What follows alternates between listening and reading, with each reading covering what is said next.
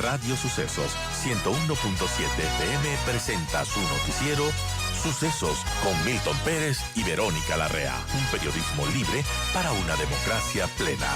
Los hechos y las opiniones de los sucesos que marcan nuestro tiempo.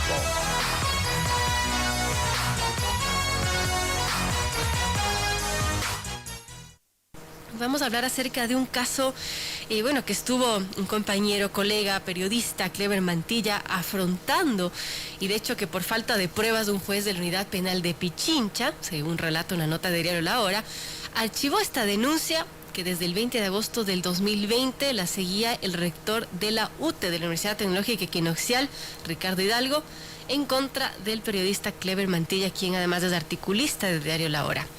El abogado del comunicador ha destacado que la Fiscalía actuó con objetividad al solicitar que se aplique este principio de oportunidad, es decir, que no existían méritos para continuar con esta investigación. Hablemos qué sucedió en agosto del 2020 cuando el rector de la UTE puso esta denuncia por presunto delito de divulgación de información restringida en contra del periodista en este proceso legal que continuó hasta hace poco, que ya fue archivado este proceso. Gracias a Cleber Mantilla por estar con nosotros, bienvenido.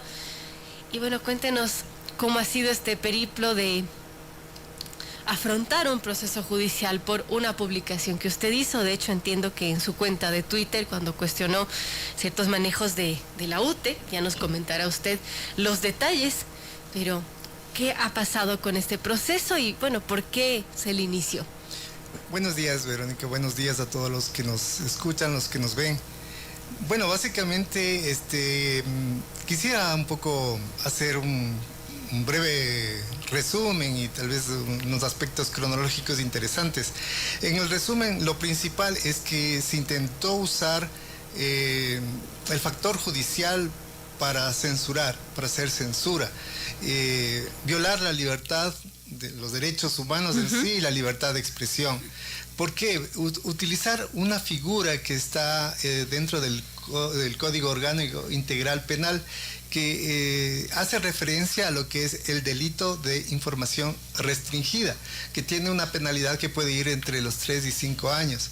Este es un instrumento legal que lo que intenta es realmente callar al periodista, tratar de censurar, y la manera es utilizando la justicia, la dinámica, esta ley. Quisiera yo recordarles que estuve aquí justamente en el 20 de agosto del año 2020. Es decir, han pasado 21 meses y ¿qué es lo que ha sucedido en todo este desarrollo? Hay dos puntos medulares que yo diría que se deben hacer referencia. El primero, que tiene que ver con la deuda del IES, la deuda magistral que mantiene no solamente una universidad, sino varios sectores empresariales al Instituto de Seguridad de los Trabajadores. Bueno, la intención de un periodista nunca jamás es hacer daño, sino más bien hacer servicio de prestar, dar voz tal vez al que no tiene cómo. En este caso, la intención del periodista nunca fue hacer daño a nadie, sino simplemente desglosar cómo era la dinámica de deuda que tenía esta universidad pseudo particular con el IES.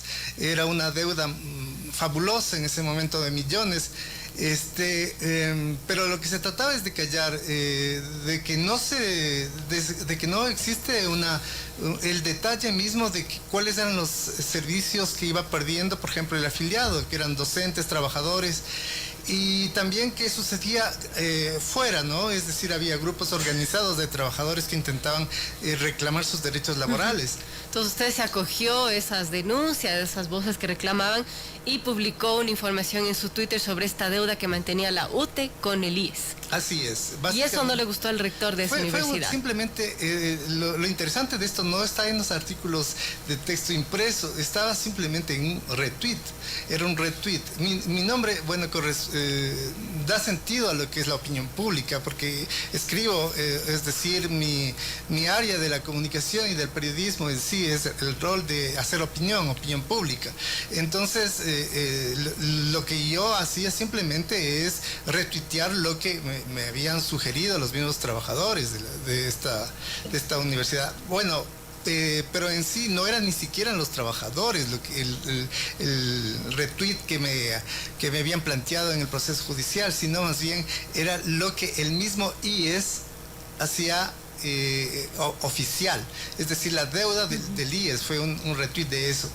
Y en sí, bueno, el desarrollo después en estos 21 meses, como decía, había un segundo aspecto importantísimo, que es la deuda que esta misma universidad mantenía con el ISPOL, es decir, con la seguridad de los policías.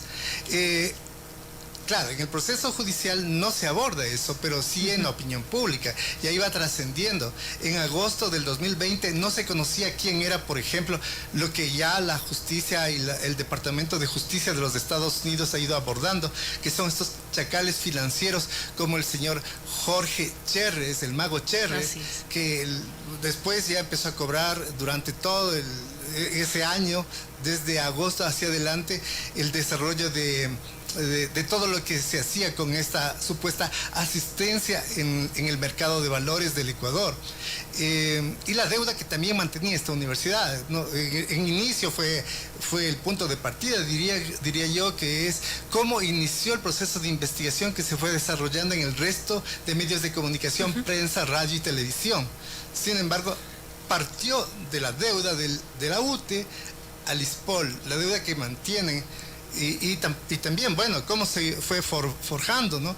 Fue una deuda de fiducias que se volvieron millonarias, y esas fiducias no era solamente dinero que corresponde a las matrículas y a las facturas de los estudiantes de esa universidad, sino luego se entendió que se había negociado también con los fondos de los policías, ¿no? Un tema que al menos podría considerarse, Clever, de interés público, y que pues eso se debería divulgar, debería ser del conocimiento justamente del público, además que esto afectaba a los trabajadores de la universidad, a los estudiantes también de alguna manera. Ahora, ¿qué pasó? Usted publicó ese tuit y vino la denuncia penal por este tuit. Sí, sí, es que es el realismo mágico del Ecuador. O sea, una legislación que intente censurar lo que en inicio, bueno, ¿cómo es la responsabilidad de un periodista que mantiene la ética, que mantiene la intención de servicio social? Nunca es hacer daño, sino simplemente lo que intentábamos es explicar cuáles son los derechos que tenían tanto los trabajadores del IES como los policías jubilados. Ahora, ¿en qué se basaban para decir que usted publicó a través de un retweet información restringida y por eso puede ir preso?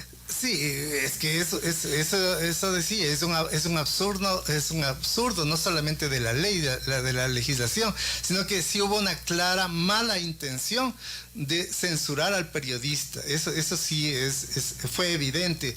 Ahora, la misma fiscalía lo ha constatado, lo ha verificado. Se tardó mucho, 21 meses para decir que el periodista no era el culpable de nada absolutamente, sino simplemente retuitear incluso información oficial del mismo IES, ¿no? Así es. Entonces... o sea, si estaba en público en el IES, no era información restringida. No era restringido, la intención era evidente, era la persona que informaba lo que estaba mal. Yo imagino que con una denuncia penal usted, Clever, se quedó quieto y dijo, bueno, esto voy a ponerle un pare, ya no voy a seguir denunciando, y de alguna manera se autocensuró para que esto no siga, ¿no? Estas denuncias no sigan. Eso ocurrió en estos 21 meses, aparte de tener esta denuncia penal, el tema, al menos de su lado, tuvo que dejarlo a un lado. Claro, llegó a mis manos la fiducia que mantenía esa universidad con el ISPOL. Claro, nunca ya trascendió de una forma directa la investigación, pero sí entregamos al Ministerio de Gobierno esa información. Entonces la investigación fue cobrando una magnitud. Luego estábamos en ese momento en un gobierno que venía con dificultades después de lo que había sucedido en octubre del 2019, que había una gobernabilidad un poco con dificultades. Pero lo que sí logramos es que se investigue, se profundice. El mago Cherres, de lo que era digamos, un empresario que tenía 4 empresas en el Ecuador, 3 en Panamá y como 3 en los Estados Unidos, ya no fue investigado solamente por la Fiscalía del Ecuador, sino ya cobró mucha más fuerza, ¿no? Y la misma institución, el ISPOL y la policía en sí empezó a tener unos problemas que después se fueron desmoronando todo lo que iba sucediendo dentro de esta figura del ISPOL, ¿no? Y quiero decirles la importancia que también es cuando el periodista no cede, requiere valentía también para poder buscar los medios, las plataformas que lo pueden hacer. En un momento pensé que la misma autoridad podía hacerlo. Luego creí que la institución hablaba de la institución armada lo puede hacer. Luego veía que era difícil, y es difícil. El rector se sigue manteniendo después de que ha pasado 7 años. Es decir, lo que tenemos es el periodismo que enfrentar el poder económico, pero también el poder político. ¿Sí? Entonces, yo creo que este fue un triunfo, mi triunfo es el triunfo también del periodismo en sí, porque hemos triunfado los gremios que me han apoyado, las personas que estuvieron atrás, los fotógrafos, los diseñadores, la gente que ha permitido que también dentro del medio al que la casa editorial a la que me pertenezco.